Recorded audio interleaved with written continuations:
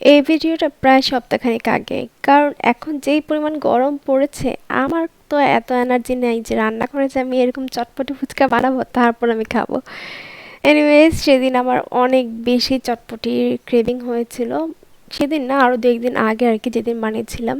কিন্তু বাইরে যে খেতে ইচ্ছে করছিল না আসলে, আর সেরকম একটা অপশনও ছিল না। তো বাসায় সেদিন দেখলাম ডাবলি ছিল, তাই স্কুলে যাওয়ার আগে আমি এই ডাবলিগুলো ভিজিয়ে গিয়েছিলাম। তো বাসায় এসে আমি খুব ঝটপট সেদ্ধ টেদ্ধ করে ফুচকা ভেজে আমি এই চটপটি বানিয়ে নিলাম।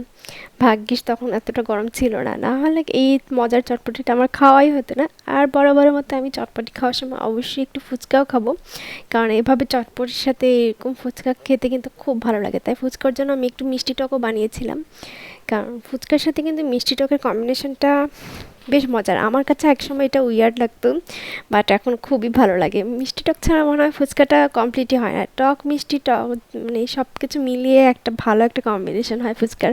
কি বলেন?